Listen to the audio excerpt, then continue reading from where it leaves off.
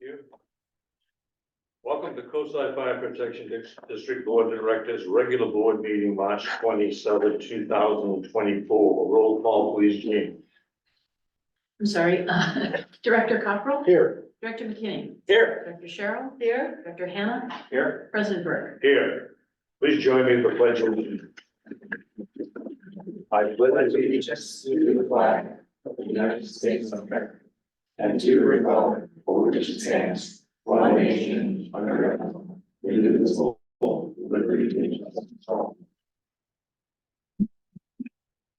Next item is on the agenda. Do we have any members of the public who would like to make a statement? President Burke, just one note, we do have a speaker for agenda item number 7. Okay. All right. If any other member of the public would like to speak? I have my hand up. Go ahead. Oh, thank you.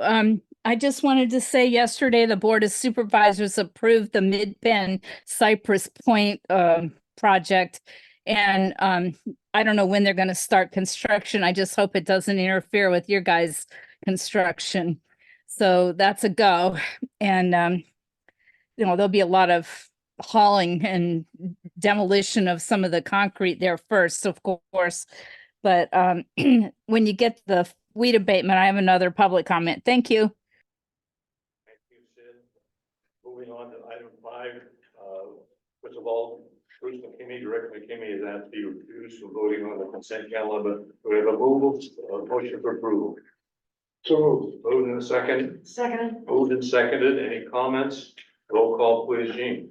Director Cockrell? Yes. Director Hannah? Yes. Director Sherrill? Yes. President Burke? Yes. Motion passes 4-0 with one recusal. Thank you.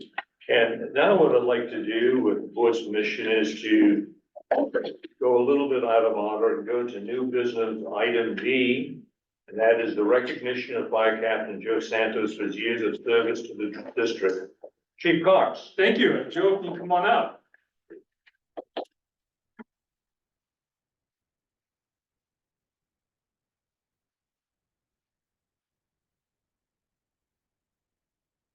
All right. After 33 years of dedicated service, Fire Captain Joe Santos retired on March 1st, 2024 as a fire captain working in the Coastside Fire Protection District program. Captain Santos started his career with CAL FIRE, then CDF, in 1990 as a seasonal firefighter in Santa Cruz County. He then promoted to San Mateo County, where he worked as a fire apparatus engineer and fire captain in the San Mateo County Fire Department Cooperative Fire Protection Contract until 2006. In 2006, Captain Santos was assigned to Point Montero Station and then the subsequent Coastside Fire Protection District contract in 2008. Over the past 2 decades, Fire Captain Santos has proudly served the citizens of San Mateo County and the Coastside. He's been an integral part of our district's operations, working at all 3 stations within the district and mentoring many new employees. Captain Santos' leadership of his crews, commitment to the mission at hand, and personable demeanor led to a distinguished career answering thousands of calls for service here on the coast. His experience, expertise, and camaraderie will be greatly missed. The district congratulates Captain Santos on his well-deserved retirement and wish him all the best in his next chapter. Captain Santos, thank you for the many years of distinguished service to the Coastside. Here.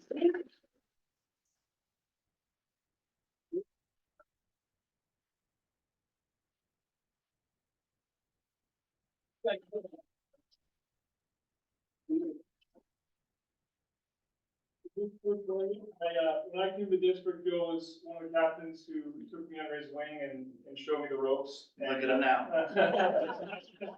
You did real good. He takes full responsibility for that. Thank you. You were integral, and I think you were a big one. Thank you. Thank you, everybody. Before you leave the bottom at the top, I just want to, on behalf of the board of directors, recognize your outstanding service. Thank you for your long service, dedication. You were a real asset to this district, and you were an asset when we needed it most, when you were at Point Montero in a very difficult situation, and you handled it so professionally. We thank you very much. Thank you.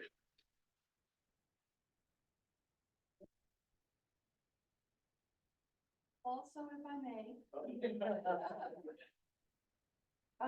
CERT, very much Coastside CERT wants to thank you for being willing to become a trainer train the trainer for COSIDE cert, our only trilingual instructor and leader of the LISOS program, who helped us train 100 LISTOS graduates in English, Spanish, and Portuguese. Thank you. Wow. Yeah.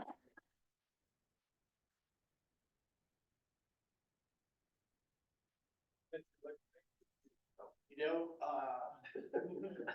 no, I better not. Yeah. I thank you for that.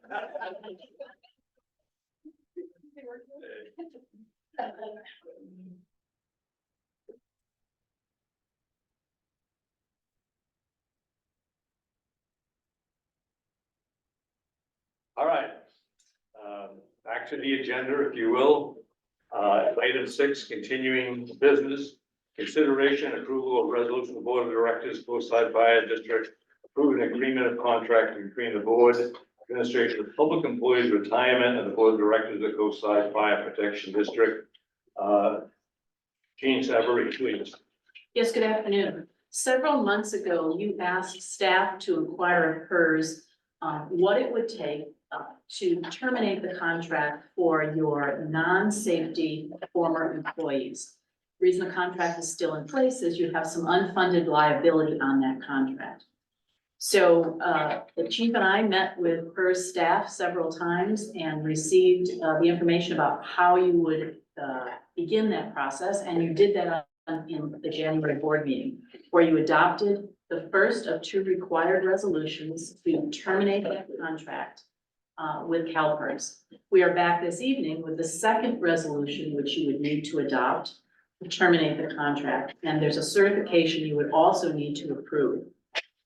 But we feel obligated to tell you, as we've said in the fiscal impact section, that once you take this action, we will then advise HERS and your contract will be terminated. The initial valuation of your unfunded liability demonstrates that you will then owe $665,800. But that may change slightly.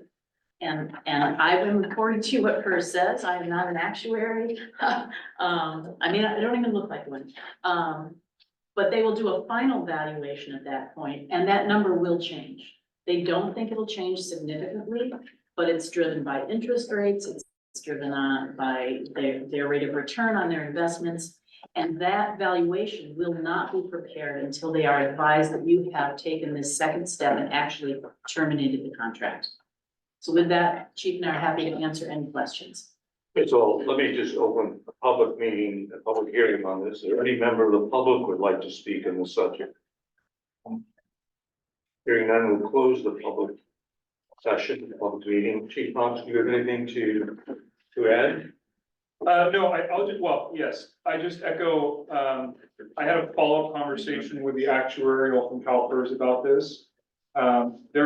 The factors that they use, the number of employees that are still retired, the interest rates, the rate of return that they're getting. Obviously, they can't commit to a number. The message back was they would not anticipate a large movement in that target they gave us, but there will be some movement in some direction. Let me take a couple of points and then as the board would like to begin. First of all, to make sure that understand that as far as the employees receiving benefits, there will be no change. They will complete just as they always will. This is just a method of that the board will pay for, if you will. From my point of view, it's a learning experience for dealing with CalPERS in a couple of areas. One is this involved, I think, 4 miscellaneous people, if I recall correctly, to do this. And but at some point in time, this board is going to be faced with perhaps looking at the larger picture of another 30 or 40 employees who are either full-time or part-time employees, that the board may find that there's a much less expensive way of funding their retirement than staying with CalPERS, that is paying it off and bonding it or something like that. So I look upon this as a way to, first of all, I'm gonna use the word advisedly, escape from CalPERS. provide all the benefits with no exceptions that these employees had before. And from a financial point of view, it is beneficial to the district. That is bottom line is where I'm coming from. Comments or questions? So if we pass this, then we're done. No, no, if I'm, correct me if I'm wrong, this is just to get Just to get there. final report to Yeah, do it. yeah, got it. But taking this action, once we advise PERS that you've taken this action, your contract will be terminated. Good. You will have taken that final That's- step. That's the question. Thank you. So then this particular vote would be like the final step that would be, going back to that. That's correct. And then really, that's fine. My question was more, it's hard to nail down anyone that says this is the number, it won't change much. They're never gonna quote percentage. I assume not much means plus or minus a few percent, 5% the most, but I know on their end, they're never gonna say that out loud, but I would assume that we're gonna see 680,000 versus 660 or like that, right? I mean. Yeah, no, actually, to follow that, secondarily, when would we know? How long does it take from the moment it's canceled, the contract, to an actual final number? I believe they told us that it could take up to 60 days to complete the final valuation report. But it shouldn't very much. Yeah, that's pretty good. It's just add another thought to this, the discount rate that CalPERS is working on currently, I think is 6.5 to do it, which is the amount that they expect to make. If they don't, the members of CalPERS, us and others, make up the difference. They missed it last year. They came in, I think, at 6.2 or whatever, but they missed it anyway. So as they go forward, our cost will go up. Secondly, each year there's a COLA that goes up with that too. So not only if they miss their discount rate and the COLA, every year we go up. Our total liability to them is something in the area of probably, I forget the exact, it's close to $40 million, if I'm not mistaken, along that area. And unless some board at some point in time takes some steps, that probably it's not gonna be dramatically increased unless we take some action such as boarding, and I'm not proposing it or anything like that, but I think this is a learning experience to tell us what might be done. Anything further? Do I have a motion to approve resolution 2024-06? So, Second. Any further discussion or comment? Roll call, please, Jean. Director Cockrell? yes. Director Hannah? Yes. Director McKinney? Yes. Director Cheryl? Yes, President Burke? Yes. Motion passes 5-0. Thank you. Moving on to item B, review and discuss private works, project fire station 40, keep costs. Thank you. This is a resolution to enter a contract for bathroom repairs for the 2 crew station bathrooms at Station 40. A RFP process was sent out, notice inviting bids for the scope of the work. Fairly extensive remodeling of new showers, countertops, flooring, and bathroom partitions. The lowest bidder was selected at $115,000 to bring forward for board approval. This agreement would allow the deputy chief to execute the contract with the contractor and not to exceed $115,000 for the scope of the work, and it is a budgeted item in this fiscal year. First of all, do we have a motion to, let's see, do we have a motion? Yes, and do we have a motion to approve? No, I'll take it back. We don't have a motion in it, do we? We have a resolution 2024-05. 2024-5? Yes. Okay. Do we have a motion to approve that? So moved. So moved. I'll second. Discussion.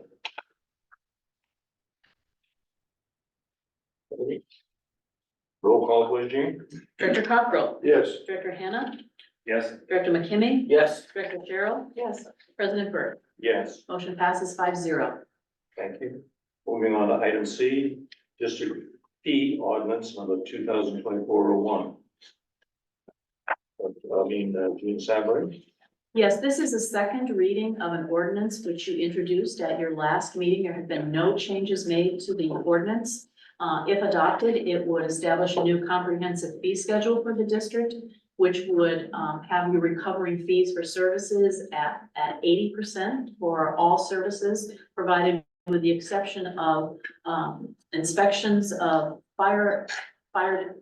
smoke detectors, which would remain at $25, and credit card fees, which would be recovered at 100%. This is generally a consent calendar item, but because it's establishing a fee schedule, we wanted to place it on as continuing business in case any member of the public had questions or comments. Thank you. First of all, do we have a motion to approve ordinance number 2024-01? So moved. Seconded. Moved and seconded. I'll open a public hearing. Does any member of the public like to speak to this subject? Hearing none, I'll close the public hearing and ask the board for any questions or comments you might have on the item. We reviewed it at the last meeting thoroughly, so I don't know that if there's no further questions, roll call, please, Jean. Director Cockrell, Yes. Director Hannah, Yes. Director McKimmy, Yes. Director Cheryl, Yes. President Burke. Yes. Motion passes 5-0. Thank you. Moving on to new business, item A, discussion and direction regarding review of pending legislation, legislation of the legislature. Jean, I take this one? Yes, I am. Thank you. Yeah. At your last meeting, you had a discussion about how could you, in a timely manner, take positions on pending legislation. And you asked that staff look at some options for you to consider, and so the staff report lays out several of those options. The first option would be for us to have a standing item on your agenda, which would be entitled, Review of Pending Legislation. Now, that would address the items that there's sufficient time to deal with if you have a lag, month to month with your meetings. And staff would then prepare information for you, and you would see that as part of your board packet. But sometimes, requests come in and there's action that's going to be taken on the legislation in a much shorter period of time. And so the question which you started to discuss last week is, how does a board who meets only once a month effectively communicate their position to the legislature? And so I think there's a couple of ways in which you could do that. And maybe you have some additional suggestions, but the ones that we came up with were, first, you could establish an ad hoc subcommittee. And you could give that subcommittee very clear parameters on what they are to be looking at. An ad hoc subcommittee of this nature would not be a Brown acted committee. It would not meet on a regular basis. It would only meet, let's say if the chief receives a request that needs some immediate attention. Or you could give that authority to the chief with very clear parameters, or to the board president. So any one of those ways, you could have legislation responded to quickly. And part of the parameters might be to say, if the Special Districts Association takes a position on a bill that says fire district should support, then you would authorize a letter of support to go out for that kind of bill. So if you wanted to designate it that way, I think you would want to be very clear so that nobody later feels like the subcommittee or the president or the chief or whoever you designate has exceeded their authority. And the last way would just be to call special meetings. I know that sometimes becomes inconvenient since we now cannot Zoom, but that is another way you could do it, because in my experience, I don't think we get these on a monthly basis. I think these come up occasionally. Now, maybe the chief knows something different than I do, but that would also be a way in which you could address this issue. Happy to answer any questions. Could you give me an example of when something like this has come up prior to right now? So I can, for some of my other clients, I'm not sure if I know of any here. Can I do one? Oh, sure. I have one, for example, from the California Special Districts Association. And, we're obviously a member of, and we pay big bucks to belong to them, they give us advice and counsel. But they send out written notes from time to time saying that they need support. Probably a week ago, I'm getting how it was, yeah, I get a letter, we get a letter, it comes to me, I'm not sure who the heck it goes to, but it certainly goes to me and probably the chief and says that, it's someplace in here, we urgently need your support and letter to address this particular piece of legislation, which was HR 7525. And, the fact is that, we don't have, they want action on it, we need to respond to it. And as Gene pointed out, if we wait to a meeting to do it, it's fine. I feel personally uncomfortable writing a letter and saying we would do it and so forth. Although, for example, with the California Special Districts, I mean, it would be very rare, if ever, they would have something that would be against our interest. But there are others that might look at. For example, I'm just speculating right now. As you probably know, the state of California has got a huge budget shortfall. The county has got a budget shortfall. Then a local city has got a budget shortfall. I would suspect that in the next few months, we're going to be getting comments about various changes in finances and so forth. ERAF being one of them, that we would be asked to respond to in our interest, and it would be appropriate if we could do it timely to do that and so forth.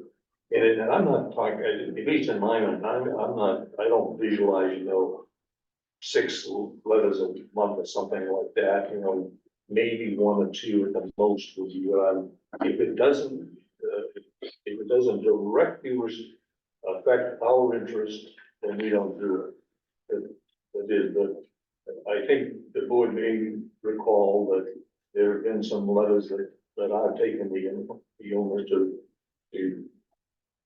draft and send, and I just felt very uncomfortable doing it without the board's approval.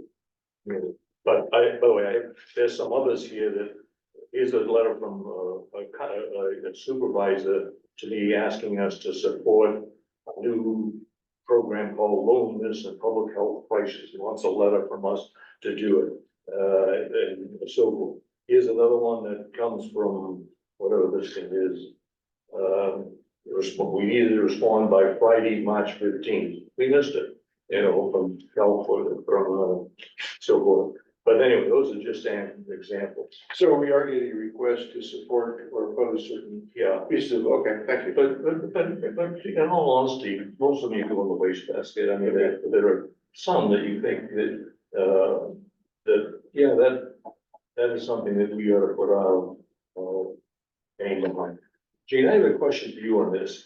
Let's say that there's an ad hoc committee or something says, yes, we want to support some particular piece of legislation to do. Is the board committed? Well, if you were to designate that authority to an ad hoc committee so that they could respond to these that need a short turnaround, Yeah, then if it's sent out, I would assume the letter would be drafted to say the COSI Board of Directors supports X or opposes X. yeah. Comments, but you're, I was just curious, regardless of which option, if we did go down the path of doing this, what the effect would be, which simply just be a letter saying this board supports, that's the only thing that would happen, right? And that's what it is they're asking for, is a letter of support or opposition. And very often they will provide the letter, Yeah. so it really just needs a signature. Would there be a problem to have use option 2 and option 3? No, you could use any combination of these options. Because there may be something there for country resilient. Just McCartney thought, but there might be somewhere we maybe would require some discussion. There could be where you That get, should be option 3. you could get a request from a particular group to support, another group to oppose Yes, the same piece of legislation. okay, thank you. You know, Patrick, back to your point, just as a, from my memory, having been on the receiving end of some of these sometimes, that if an organization, the California Special District or a senator or something like that, ask for input, and they probably might get hundreds of letters. And all they do is, quite frankly, you know, they look at it and think, are you for or against? They check off either for or check off against. And in terms of what is on the next 4 pages and 4 paragraphs, means nothing. You're just adding in support as a group to one side or the other of the thing. So in terms of what we might do, trying to be very detailed and put a lot of information into it. No, it really is a 2-paragraph one. If we did it.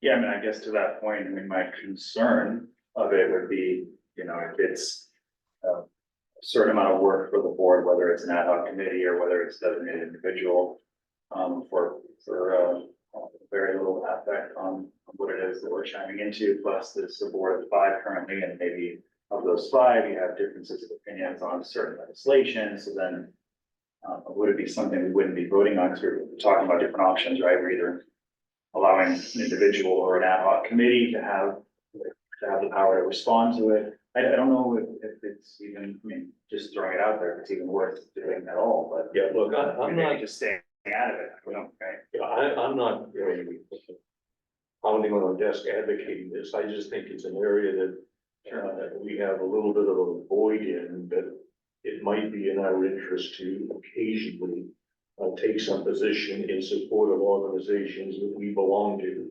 But one of these things in this packet of things here, I noticed that that 3 other fire districts had written in and had supported it. And, you know, we would just be the 4th or the 8th or something like that. But look, let me make this a suggestion. I appreciate the input and the thoughts, and there's no right answer or anything else. I would just like to ask and suggest that we think about it for a month, after to come back on the agenda next month and see if there's any more thoughts or ideas. Go ahead. Jim. It seems, absolutely agreeing with what you're saying. It does seem as though the 2 situations are the things that can wait month to month, which could fall under this standing item entitled review, which would, for those, but there are some things, as you point out, that are time imperative, and that then perhaps an ad hoc committee rather than following a special meeting might be the preferred way to go about that, simply because while they may be time imperative, there's really nothing to say that they are so important that we should schedule a whole special meeting for them. That's just mine, for this first round of discussion. Well, good thoughts, and if you wouldn't mind, please putting it back on the agenda to see if any other ideas or perhaps no ideas and we don't do anything. That's certainly an option as well. Thank you. All right, moving on. Item B, review and discuss adopt resolution 2024-07, approving the purchase of 12 self-containing breathing apparatus. Chief Cox. Thank you. This is for 12 new SCBA's for the 2 new pieces of apparatus we will be taking delivery of, Engine 44 and the Type 3, as well as SCBA's for the volunteer training for the completion of their academy. These SCBA's have a 15-year lifespan. They are budgeted, and we will be utilizing the CAL FIRE contract for leverage procurement to get them a contractor. Do I have a motion? Motion. So moved. So moved. Second. Second, any discussion? Roll call, please, Jim. Director Cockrell? Yes. Director Hannah? Yes. Director McKinney? Yes. Director Cheryl? Yes. Director Burke? Yes. Moving on to item C, we will discuss, consider approval of issuance of bid request for 36 Bendix King radios, Chief Cox. Thank you. Let me get past all this contract language on Monday. So you'll see here the attachment for, the intent to cancel notice. Bendix King, which is our mobile radio provider for our portable radios, will no longer be supporting, the BK KNG radio, which makes up the majority of our handheld radios. In addition to those, we have, 28 BK 5,000 radios. And what we are asking to do is complete bid for 36 new BKR 9,000 radios and issue a radio to an employee while they're assigned to the district. And with the 28 existing radios we have, additionally issue a radio to each volunteer firefighter. One thing that comes up on most post-action incidents is communications. We feel like we're in a position right now where issuing a radio to an individual will just minimize any potential safety issues in the future. First of all, do I have a motion? So moved. Second. Move to second discussion. Patrick? I totally agree with the chief. Communication tends to be the one thing that can always be improved. So that's good. Now, you mentioned the radios that we put volunteers, the radios that we do not longer support. Is that- No, they do support them. It's those yellow ones. So, And then as far as radios that over time, a company like Bendix decides not to support, then I can kind of force in your hand to buy new ones. Is that something that happens on a schedule? Is that something that they just do on their own time? yeah, it's a little bit on the manufacturer. The KNG radio has been around, gosh, for 15 plus years now and has been kind of the hallmark radio. But now with the P25 and all the encryption and people going to multi-banding radios, they don't support it anymore. So there's no reason to think that this new 36 radios wouldn't give us 20 years or whatever we can get out of it. Not at all. Yeah, I think it's completely feasible. And BK's, I mean, it's probably one of the most used radios. Other questions, comments? Was this already in the fiscal budget? Yes, this is a budget item. Covered in the budget, yes. I believe we had a motion and approval. And Yes. And a second, yeah. Roll call with Jane. Director Cockrell. Yes. Director Hannah. Yes. Director McKinney. Yes. Director Cheryl. Yes. President Burke. Yes. Motion passes 5-0. Thank you.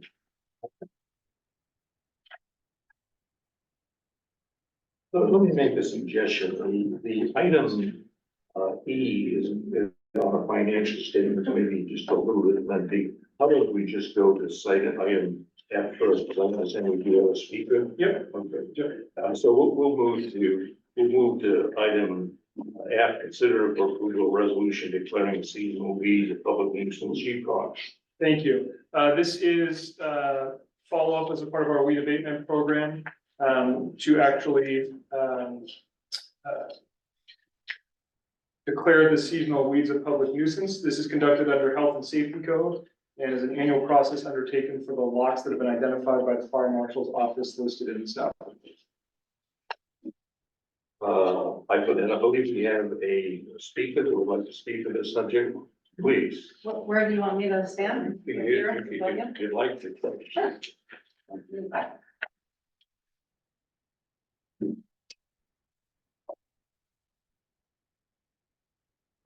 Hi, everybody. My name is Jill Grant, and I'm a board director at GCSD, but I'm speaking today as a citizen, long-term resident of El Granada. The Burnham Strip, parcel 262, is our view corridor. It's an important migratory and dispersal corridor for wildlife. There's many people who watch it, including myself and my neighbors, and the annual mowing is something that we've always questioned. So I've communicated with Chief Cox and with others at GCSD to try and figure out why we're doing this annual mowing. And I received a code. Thank you for that. So this code, I don't think I need to read it to you.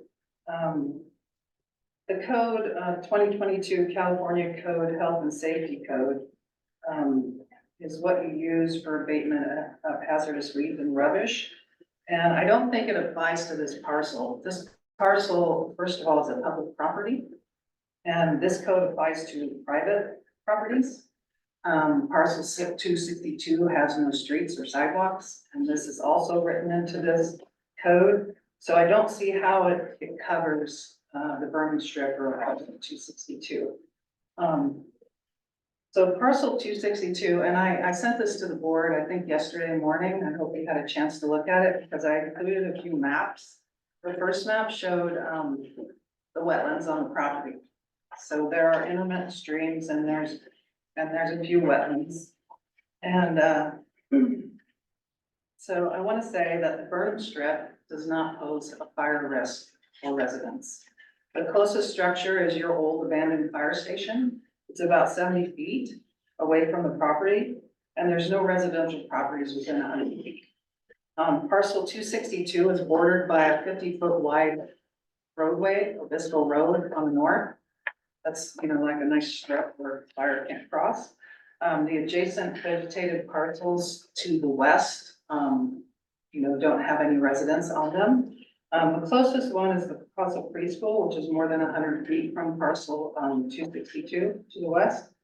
To the south is the Caltrans right of way. And beyond that is Highway 1, and beyond that's the Pacific Ocean. So that's another nice long strip of area where fires wouldn't cross. To the east section is a large dirt parking lot. We call it the Surfers Beach parking lot. And beyond that is a riparian corridor. So those aren't mowed at all. And that's another, area that fire can spread. So, the wetlands that exist on parcel 262, there are 3 intermittent streams. There's 2 riparian areas. There's a wetland and there's an area of seepage that runs along the Caltrans row between 262 and Caltrans right away. And if you drive out there right now, you can see that it's covered in rushes because it's all wet. The vegetation is low growing, it's less than 1 foot. And your code, it targets downy or wingy vegetation. We don't have downy or wingy vegetation in the Burnham Strip. I have a list of plants which I could send you. The only thing close to downy would be something like bristly oxtongue, which we have very little of, or maybe like dandelions, which are low growing and really aren't a fire hazard. We don't have trees on there that are downy or any other vegetation. And we have nothing with wings like a maple. There's nothing there.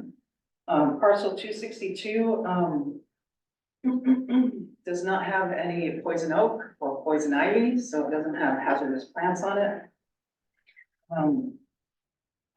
It doesn't have any that are noxious or dangerous. The only thing that we would try and contain would be the jabata grass, which we do. We cut the plumes off and bag them and dispose of them every year. So, there's really nothing that's invasive or noxious there. Another issue that I have with the 2022 California Code of Health and Safety is the definition of weeds. So the definition of weeds is not in alignment with any scientific data. It's not in alignment with California Native Plant Society. It's not in alignment with California Invasive Plant Council. So it's like I put it in front of botanists who work in the field and they were like, this doesn't make any sense.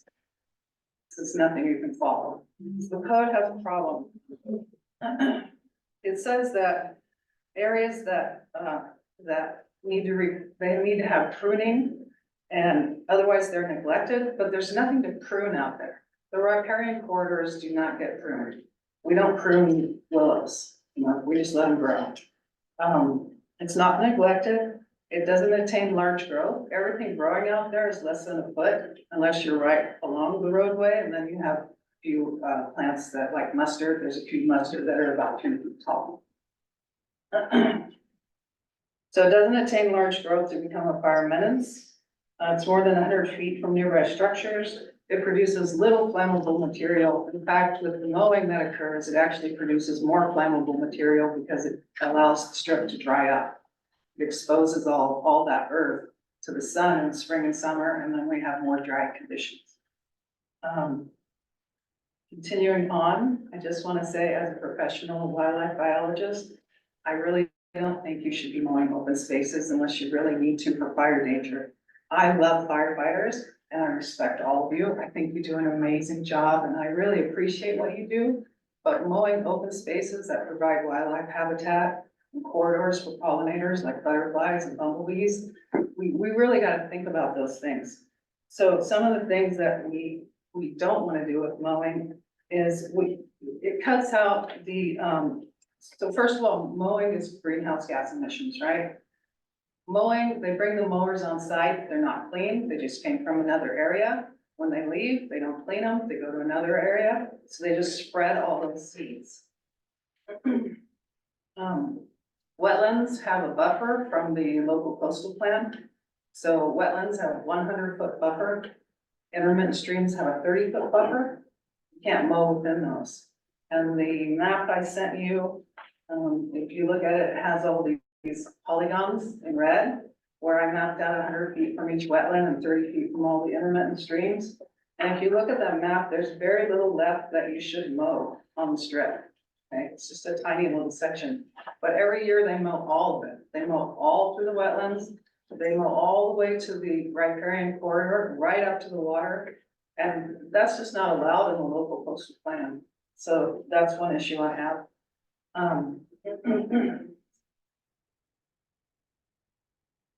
Let's see, and vegetation, we want that vegetation. Vegetation filters runoff, and the Burnham Strip is a low area. Water pools in there, and when that water runs off, it runs right into the Pacific Ocean through 2 culverts. So we want that vegetation to capture it, filter it before it runs off. And then lastly, I had a couple of photographs of the wildlife we've been seeing out there. There's a lot more than this, but it's a really important foraging habitat for red-tailed hawks. We have a pair that breed every year, and every year they bring their young out there and they teach them to hunt. It's super fun for us to watch. But when you mow that land, then you remove all that cover and all the rodents move into the residential areas. And when they move into the residential areas, predators follow them. And every year we lose some pets. Okay, last year I lost my cat, 2 coyotes that moved in. And this year I'm hoping I don't lose any more. And that's something the residents wanted me to talk to you about. Is when you remove vegetation, when you disturb these wildlife corridors, the wildlife moves and it moves into the residential areas. That's all I have to say. Thank you for your time. Thank you. Thank you very much. Where do we go, chief? We will definitely follow up with this, Yeah. and be in touch with you all. Okay. Do we have another, do you have another person who wishes to speak? Yes, I do. Go ahead. Okay, I'll be quick. I noticed on the list this year, you don't have any Moss Beach or Montera parcels at all. And I'm hoping that's by intention and not an oversight because, I live in Moss Beach and I try to get mine done before the deadline. So, all that was on there this year was 047 and 048 APN numbers, and 037 and 038 were missing. So, if you could just clarify that. And then I'm just curious about what Jill Grant had to say. Are public entities like GCSD, are they told to mow their own, or do you guys just go out and mow it because nobody else did? That's my question. She kept saying they mow it, and I didn't know who she meant by they. Thank you. Please.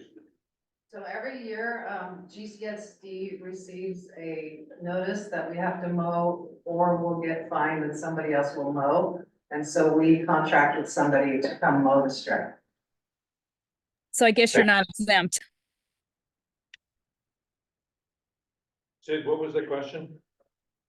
That was my second part of the question, just because I heard her presentation. But my first question that I raised my hand for way back when was, I read the list and all the APN numbers are from Half Moon Bay and El Granada, 048 and 047.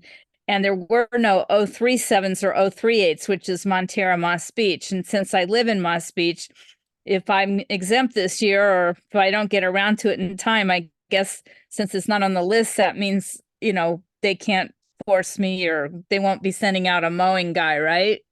Or was that an oversight and you guys just forgot to include the list that said 038 or 037 APN numbers? That was my question. Thanks, Sid. We'll take a look at that. Well, will you let me know if I've got to get mine done by April 12th? Thank you. Yes, we will. Thank you. Okay, sure. Bye. Let me, first of all, do we have to take, this is an action item today? It is. Yeah, okay. Resolution, yeah. Kind of the dumb function. How much latitude do we have as a district to not to do or to do individual parcels based upon information at the owner limits? You as a board have the complete discretion to remove particular properties from the list if you think they should be removed. Oh, okay, that's interesting. Yes. So could we not, spend a bit more time on this subject specifically, or if we mentioned it, but on this key table? Yeah, we can bring that. Give it what it's worth. Thank you for the presentation and the knowledge, which is what generally boards need. Right, so maybe we bring it up again and. Well, I think, correct me if I'm correct, we can pass this resolution, but that does not prevent us from taking action on an individual parcel. Is that correct? If you adopt this as presented tonight, those property owners that would begin the process of requiring that weeds be removed from those parcels, owners can do it as she suggested they do on their own, or if not, Yeah, then the board and could. in that process, if we decided not to do the burn strip or pieces of it, we could do so. That's correct. This Okay. is only the first of several hearings you will have. So that's still, we're not removing any choices that we have to do whatever that we might do, or I assume we might do with Julie's report. Is there any schedule that's in place for a mower that would happen, say, in the next month before we reconsider this? No, if you don't take action, we will just, on your subsequent resolutions, we would just move the date backwards. The only thing you have to be concerned about is you want to complete this process prior to, I believe it's some date in July or early August, when the notice, needs to go to the tax collector for those, properties where owners have not removed the weeds and the district has expended funds to bring those into a fire safe condition. Do we have a contractor who's on a schedule to do mowing, and would that individual be, firm be affected? Yeah, and Austin can speak to it too. So what happens is we declare the nuisance on those lots. That gives the fire marshal's office the authority to actually notice the property owners. Okay. Then they have a certain amount of time before reinspection occurs. If they do not have it mowed by that reinspection date, then we use the contractor that is the district hires to mow to mitigate the weeds. And then we take that amount per parcel and put it back on the tax roll. So in this case, Ms. Grant has presented a proposal or asked us to consider an alternative course of action for the burn strip. We enact the nuisance mowing for everything, but you're saying that in the timetable that happens, there is a chance for additional consideration to be given to Ms. Grant's request before anyone would show up and mow that property. Correct, and the date that usually the mowing takes place on. The letters would go out giving property owners, at least 30 days to do it. So usually our contractors go through after our reinspection of the properties that should have been mitigated. Yes. Anything that has been mitigated, usually the mower comes out mid to late May. Okay, And then we do the reinspection and finalize everything mid-June so that we can package everything out financially before the July 1st, tax date. Wait, you can see if this is correct too, that, in the past, we've had, certainly more than one, but a number of property owners with various plots and so forth that have come before the board and said, for whatever reason, something was wrong, and I don't know, that there's a bunch of things. And we've made adjustments and taken care of those on the individual lots. That's correct. And we would do the same with this.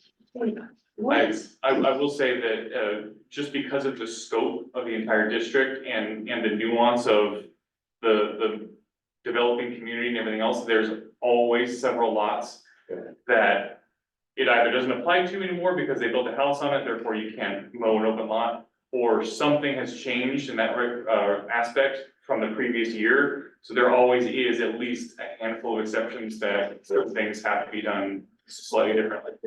So it requires a little bit of nuance, but it's not unheard of Okay, for the process. so what is, Go ahead. what is Ms. Grant's course of action here? There's gonna be a notice sent, and then what does Ms. Grant do? To So, keep her parcel from being mowed. so the easiest and most straightforward thing, I guess, would be, to just fully, exempt the lot to have, professional biological study, which is your neighborhood, right? Saying that this is Isha, here is the whole documentation that this is a designated habitat, and then we take it off the list entirely. So if there's paperwork or biological studies showing that, then that gets put on our list. We put it in, or that gets put on our record, and then the parcel gets taken off the list. And that has happened to several different parcels along Railroad and other areas that are, environmentally sensitive and that have gotten that study in recent years and shown that it is qualified as an ESHA or a wetland or however that works. Just so long as we have something on documentation to verify that this absolutely cannot be mowed for XYZ reasons, and then take it off the list. However, if it does need to get mowed in certain areas, certain aspects, mowed is the way we take care of it if property owners don't do it themselves. However, the actual verbiage is the hazard is mitigated, so if there's an alternative such as either goats or something else that's environmentally friendly for larger lots, which it sounds like the vast majority of it is Isha anyway, so probably goes in your favor there. But for large properties like over by the water treatment plant, where there's a large riparian corridor that goes through and there's several pockets of wetland, they bring in goats, which are environmentally sensitive, so to reduce the impact that the mowers have on migratory birds and everything else. So it's kind of we would like to not do this, but we employ the private citizens and the private property owners to do it first. However, for the safety of the community as a whole, we can't see it unmitigated. However, it's kind of like we are the last draw, like we don't want to have to do it. So if there's any other way for the property owner to do it themselves or to show that it should not be done for XYZ reasons, then that's definitely something that we consider on every parcel. It's just usually it's an open lot that's house sized and in between other communities and everything else. It's usually pretty straightforward. Let's do this. Could I just add one thing though, that I think will, the additional answer to the question? This is just the begins the process. And if you recall last year, once the notices were sent out, you had several individuals who came to a board meeting and said, I think this is a mistake for my property. And then you considered each one of those. I think you should view, remarks that have been made tonight as an objection, which she could come and make again if she chooses to. But we will note in the staff report for the next hearing that there's an objection from the owner of the Burnham Strip that their property should not be included, and you will then have the opportunity to say, no, take that one off the list at that meeting. Outstanding. Hey, I have a question. Ma'am, you said that historically, you've hired your own contractors to go mow this. And now what you're saying is you no longer want to do this? Well, first of all, the code doesn't apply, so maybe we should look at legal counsel to see. We'll take that individually. Secondly, We've been mowing it. No, she said they've been. Oh. as I understand it, GCSD hired a contractor. to mow it every year. And then the GCSD want to no longer do this. I asked last year, why are we mowing this? This is a wetland, most of this area is wetland, we shouldn't have to mow it, and they said the fire district requires it, and that's why I'm here today. Is because I got the code from Jonathan, code does not seem to apply. And I just wanted clarification, and if at all possible, to not have mowing, it's just not needed, so. So I'm sure if you do what Austin says, document it, it'll be good. Yeah, look, we certainly have a Sure. lot of leeway here to do it. I mean, this is not a money-making thing, and we have no skin in the game to do it. If we can oblige a member of the public, more power to us. That's what I'd like to do. But nevertheless, to get the process, not that individual process, but to get the process going for all of the district, let's pass the resolution. Right. Okay? And I'm gonna just make a minute with that comment, move to adopt resolution 22409. Second, any other comments? Does that mean that you are agreeing that the code applies? We're saying that the district is gonna talk and deal with your particular parcel individually as to what we're going to do with it. We will view you having made an objection tonight, and the board will then have the opportunity to consider and remove your parcel at the next hearing it holds. So I should come in a month, yeah. If you'd like to, but we've noted your objection here, but yes, you're more than welcome to come back and repeat it. Okay? Thank you. Moved and seconded, more comments. Roll call, please, Jane. Director Cockrell, Yes. Director Hannah, Yes. Director McKimmy, Yes, Director Cheryl, Yes. Director Burke, excuse me, Yes. President Burke, 5-0. Motion passes. Thank you.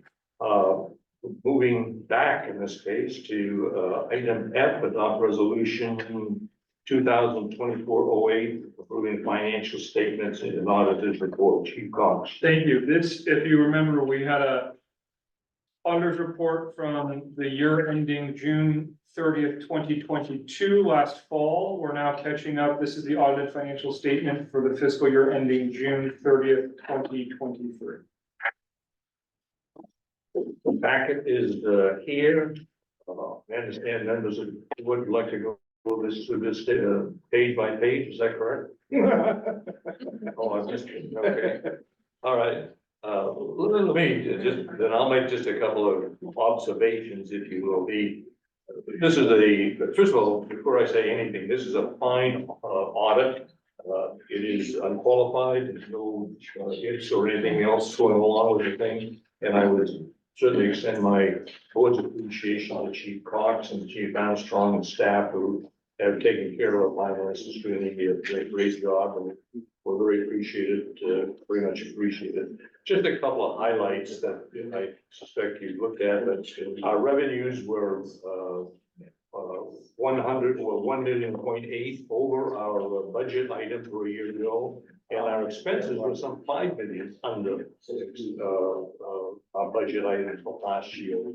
If you look at page 4, if you really want to get a real highlight on this, it's really the financial highlights are on page 4 in the financial highlights that it just summarizes, which are all really very positive notes in that particular and the changes, what changes from the last 2 years is on page 6.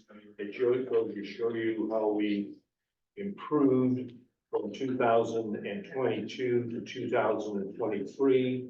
There's just a list there as to improvements, and as I look down that, they're all positive. I don't see anything that is negative on that. The one item at someplace in the middle of this audited notes that we do not have any long-term debt.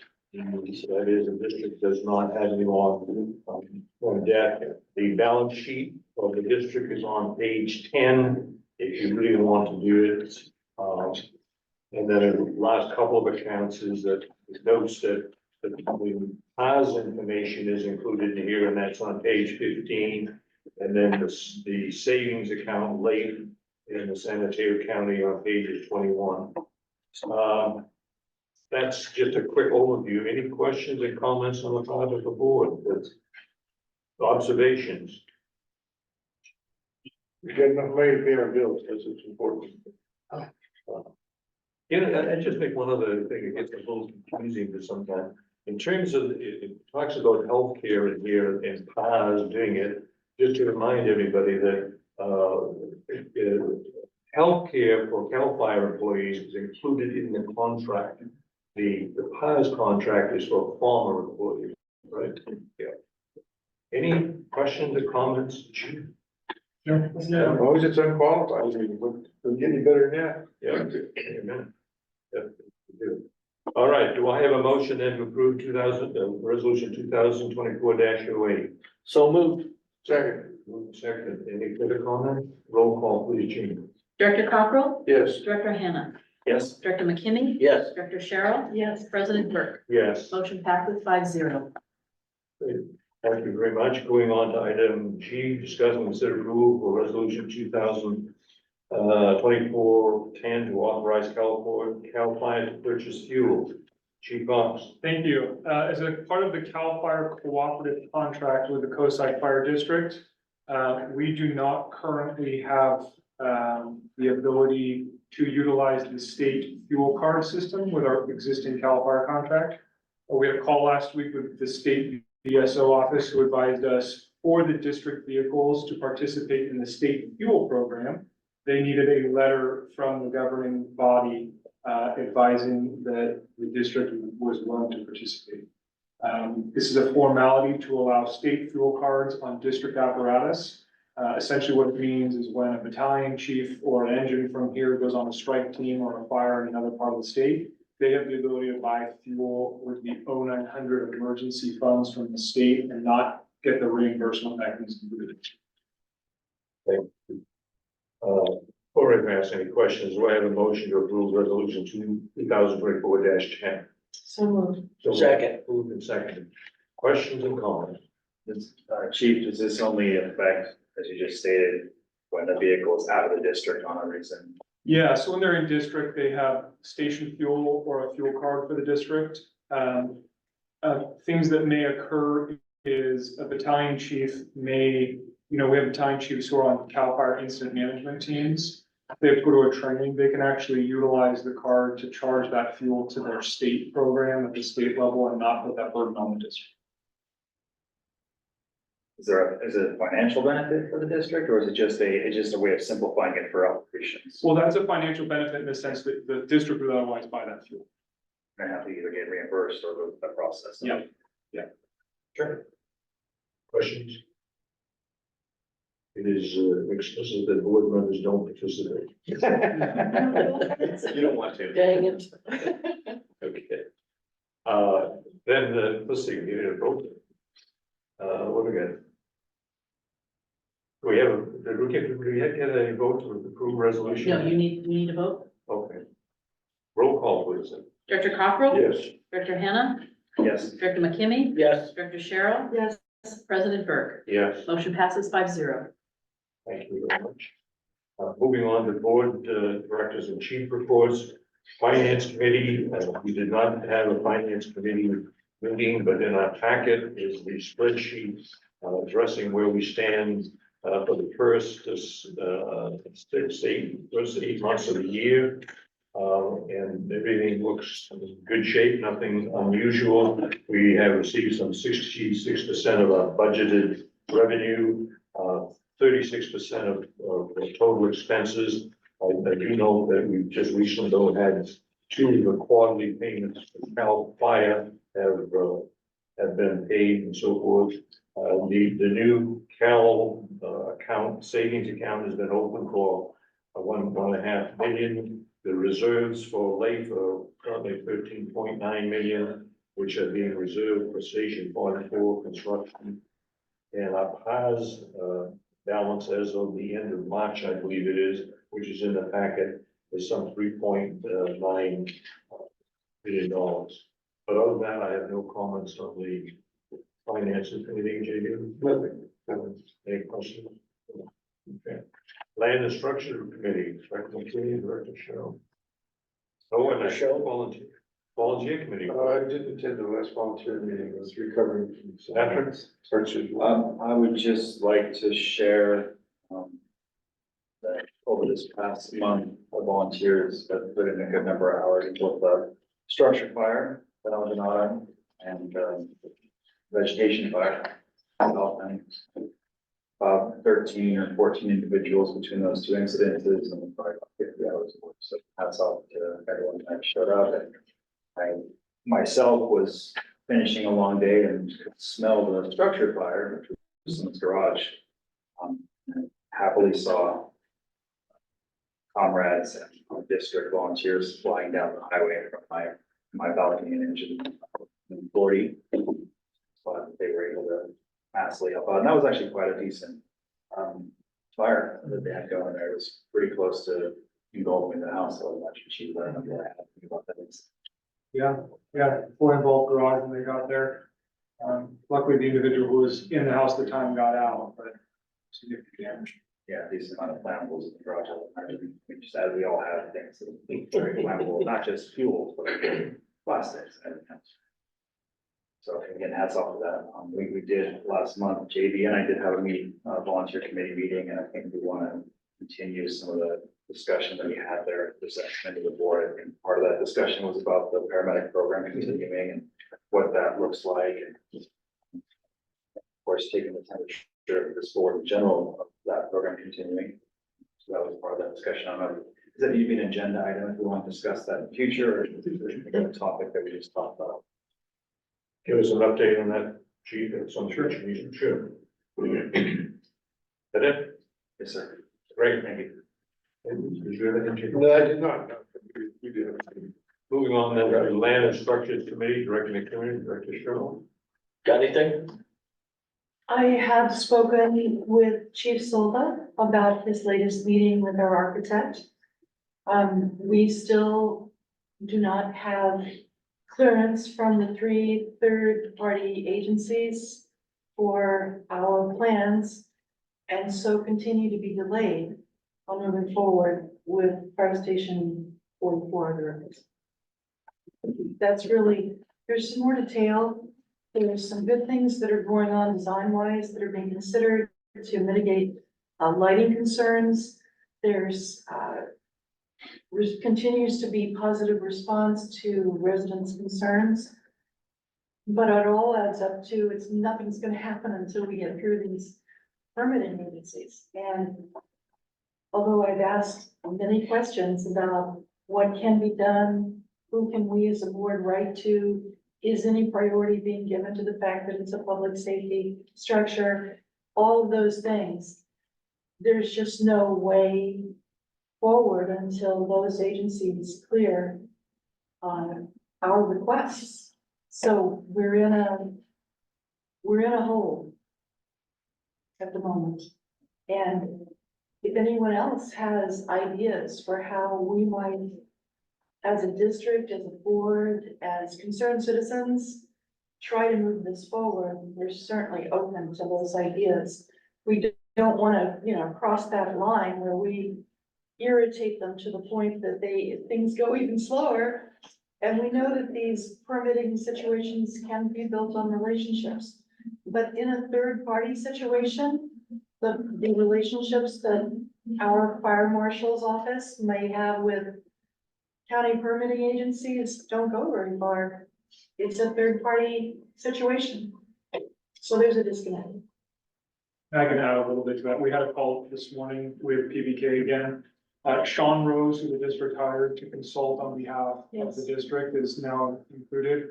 And he has a history with a lot of the folks in the planning office, so he's a good conduit from the district into there. The big issue that's still hanging right now is PBK got the plan notes back from planning for the initial planning set. And what they're contending with right now is a setback requirement, as well as a parking requirement for public parking, as well as the width of the driveway. And to kind of put it frankly, moving the station to adhere to the parking requirement puts us out of variance on the other side of the property now. Okay. And moving the station back into the, off the front variance does not remove the parking issue. So they're coming up with a resubmittal plan to the county and meeting with the county planning department to see what they can negotiate to get something that works for everybody. That is ongoing. Maybe the thing that's surfacing to the top as well is our temporary facility. We're still waiting on planning comments back for the temporary facility. Gary and I had a conversation today and, depending on how quickly or what the comments are back, are maybe gonna have to bring an alternative living arrangement forward that does not include a temporary facility if this process is gonna be prohibitive for the district to bring down.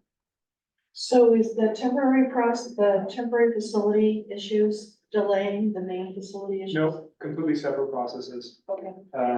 But there's always the potential on the temporary facility side that, CEQA or EIR would be required, that coastal development permits would have to adhere to, and that could turn into a lengthy process.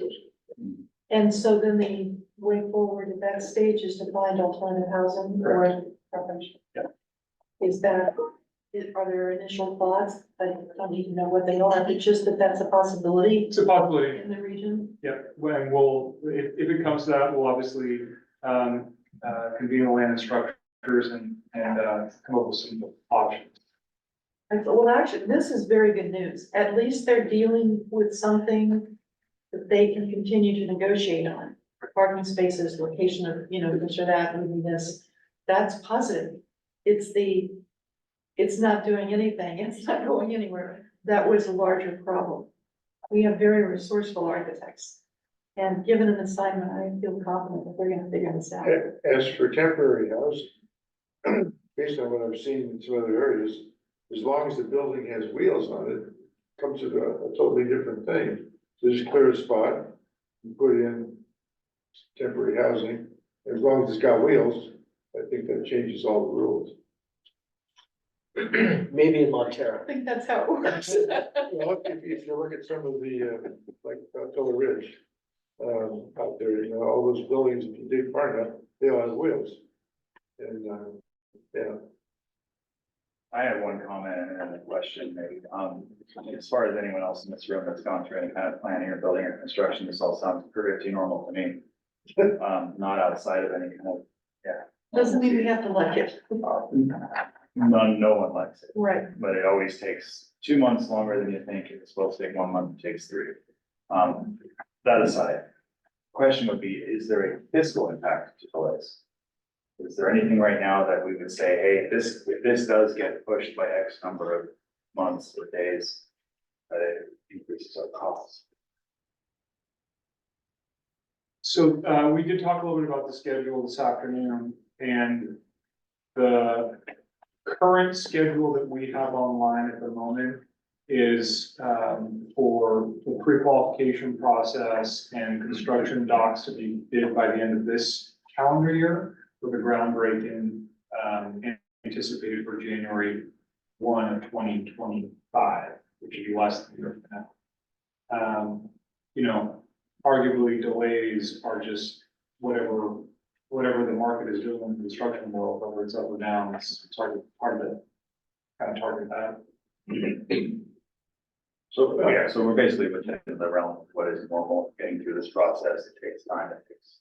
It is perhaps the answer is yes to your question that, I must say that, perhaps I could get comments, I get very frustrated and the delays that just seem to be interminable in terms of trying to get something done. It isn't as though that we have a choice of 3 different locations as to where we're gonna put this fire station and to be debating about whether we're gonna move it 3 feet left or right or something like that seems to be childish, but just a personal opinion. And I will just add a comment to this, because I did have a conversation with Steve Monowitz, the planning director of the county.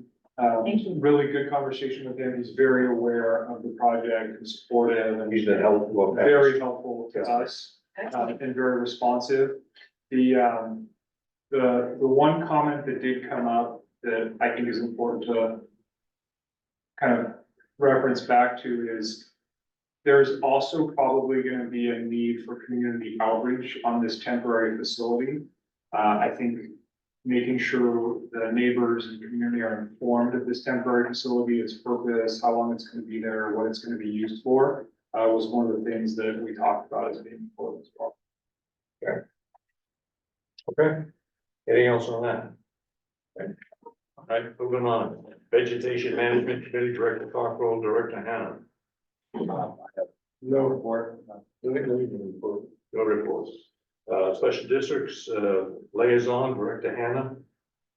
No. Well, you know, are you getting notices, Patrick, from, whose name I can't think of, the head of the staff at the, Harbor District is now head of the, local, California Special District Association, and I do see they're having meetings. I'm just not sure that you're getting the chief just make sure that he's, No, emails, no. would you just check that the lady who heads up the local Bay Area California Special Districts Association should have Patrick's email that he should be getting the information. Particularly because it's being now done by the local Harbor District and being the chair of it to do that. Okay. ALS JPA, no meeting. Emergency Preparedness Liaison. I understand that Chief Osprey was not. He's in Reno at a conference with, who he says is county, Cal Fire, let's say Cal Fire and county fire. Gary's there. That's There why it Gary's is. not here. Okay. So there, he does not have a report for today. Very good. Cert report, Director Cheryl. CERT's had sort of a miraculous period of time. We are so grateful. We have 36 recently graduated CERTs for a total now of 445 CERTs on the coast side. Happy about that. There is an organization called 100 Plus Women Who Care, coast side. And this is an organization where local individuals, they do not have to be women, meet. They each give a minimum of $100 per quarter. They meet quarterly. And every quarter, they consider who they want to give money to, and it amounts to about $9,000 total. The backbone on this effort nationally is by the gentleman, the Schultz Foundation, which he founded Best Buy. And the way that it works is it's entirely an independent community group. And they met on, they pull your name out of a hat. Apparently that happened in February. And our date was March 6th. And a presentation was made to this group of local individuals who then votes for who should receive money. And the winner gets 90% and the other two agencies get $150 each. So we won. Yeah. And then it goes back to the Schultz Foundation, and if you meet their criteria, and we don't know what their criteria is, but there's no reason to think we won't. They match it by 50%. So we are very, very grateful that 12,000 additional dollars are coming to our operating fund. And we're thrilled and thankful to the community. And we were up against the Mavericks Foundation and the Feral Cat Care Organization, both of whom are highly respected and wonderful local groups. So the fact that the community backed CERT is something we are really thankful for. In addition to that, Measure K was voted upon yesterday by the County Board of Supervisors and approved. And that package of a substantial investment included for coastside CERT and emergency preparedness funding for our personnel leadership costs, which we have never had before.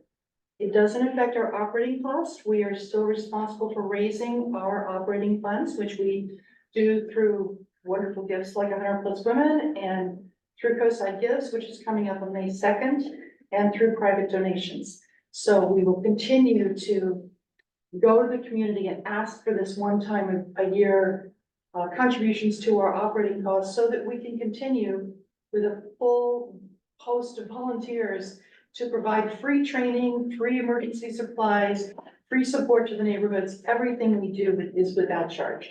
So that's our personnel costs are funded for the next 3 years. Thank you very much to Measure K. So it's from the county.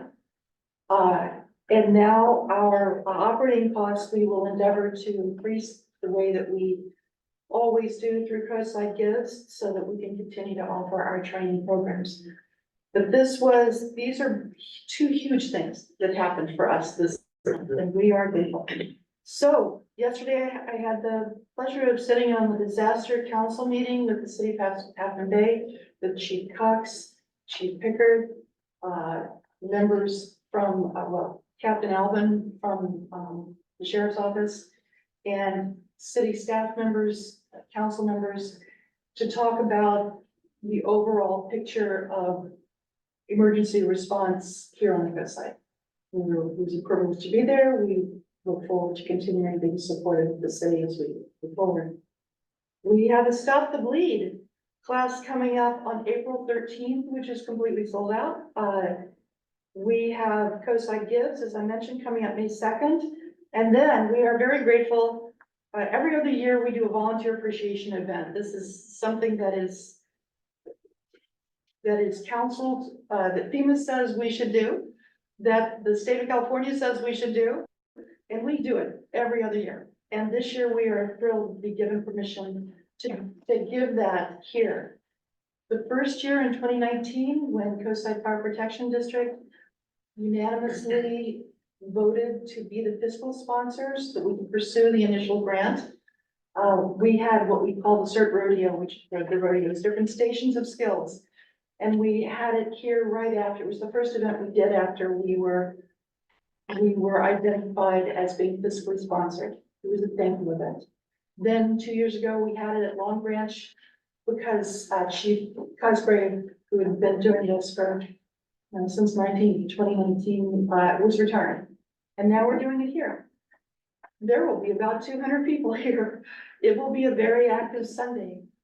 It will be a lot of fun. We want to acknowledge and thank the board for, it's a little self-serving at this moment, but to thank you all so very much for being the ones who unanimously gave us the chance to do all of this. When you fiscally sponsored us, we didn't have a bank account. So we have been building this organization since, and it's all because of that initial sponsorship, and this is the thing.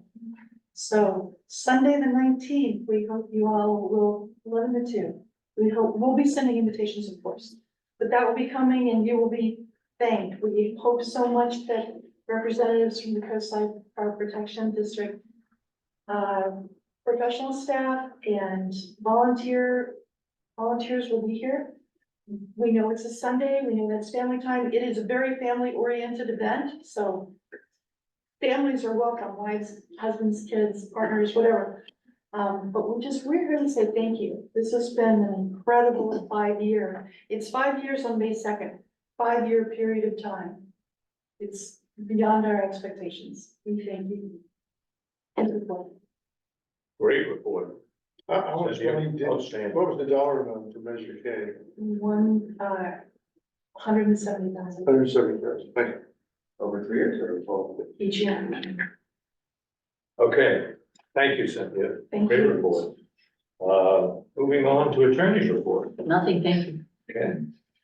Fire chief's report, a fire marshal's report, I should say. Do we have a report? Yeah, I'm stepping in for Patrick Griffin. He's out on a training assignment in Reno as well.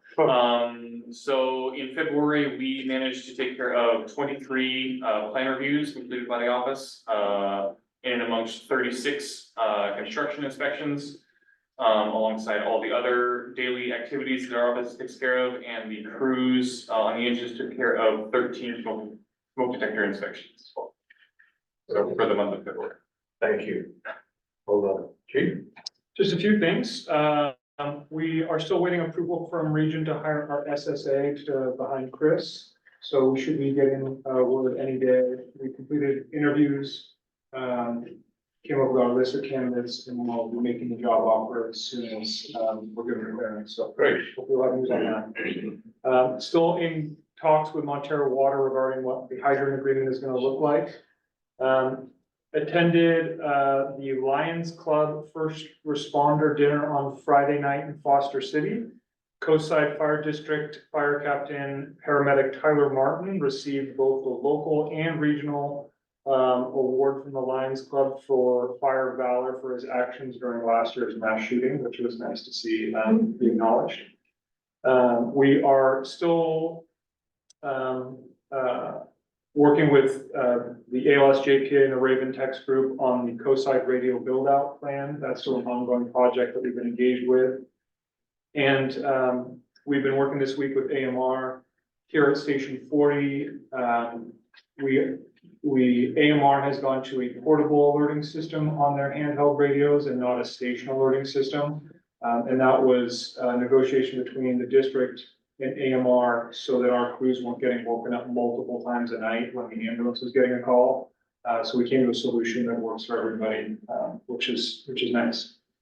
And then obviously participated in the disaster council meeting yesterday with the city of Half Moon Bay regarding their EOP. As far as incidents are concerned, Director Hannah mentioned it. It was one of Chip Pickard's first shifts, and he had a busy one. He had a structure fire, a successful water rescue, and a vegetation fire within the course of 3 days here on the coast. This last week, the nozzle forward training class took place here. We have 53 firefighters from agencies throughout the Bay Area for a 2-day class on fire attack tactics and strategies. For facilities, the one last piece that Chief Silva is working on is the gate, the electronic mechanism on the gate for making sure that it stops when it comes back if it has interference.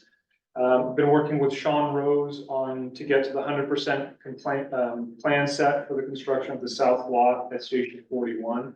So as soon as they're hit 100%, we'll bring them back to the board. And the installation contract for the apparatus bay here has been signed now that we've got the performance bond from the contractor. So that work will be starting as well. I'll just warn everybody, it's going to be a very messy process getting that old installation out on the installation spray. And then finally, the new utility 41 is going into service shortly. We'll be bringing the old utility 41 for surplus in the next few months. And still waiting on 2 large apparatus, engine 340 and engine 44, which are still up. And report. Very good. Comments, questions, as you're moving? I have a question just for information. When we have, you said 53 firefighters are here for the program we had this week. Yeah. From around the Bay Area. Who organizes that? Do we organize it? Yeah, so we organize it, and a lot of times what we do is if it's a class that we're in need of, we will get in touch with the training organization that puts on that class, usually a third-party vendor, and we will get free seats in those classes to host the class. Oh. So we can put additional folks in the class, whatever that number is X, for hosting the class, and then other agencies pay to actually enroll. I see. So that effectively by having the events here, we're getting payment, or payment in kind, if you will. Yeah, we're getting the training that we otherwise would be doing somewhere else. Yeah. So it's just driving by, if you did that, it's pretty impressive. That we had the whole Bay Area fire districts. Yeah. It was, That's great. water Good. shooting out to It the. would Brussels appear this has become the place to be. Yeah. Anyway, Chief Armstrong, did you have anything? I had just one quick comment really, and that is that, I wanted to compliment the district and staff for annual community report. I don't know what you all have received a number of comments very positive about this as well. But I will share one thing that was somewhat humorous on this. Excuse me. Okay. But on the Station 44 replacement that's in here, it goes on to say, it goes that far, it's currently planning stage at Fire Station 44 replacement. I bumped into an individual who's complimenting me on this, and he remarked, he says, boy, he says, relatively new to this community, he's around a lot.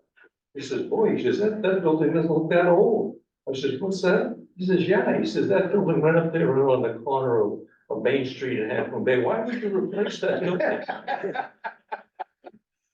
Because if you look at this, it doesn't say where it is. So We should put the address on there. Yeah, they don't know where the building is down there, they think we're replacing this one. Anyway, but other than that, it's a quick report, thank you very much. Anything else? Without objection, we are adjourned, thank you.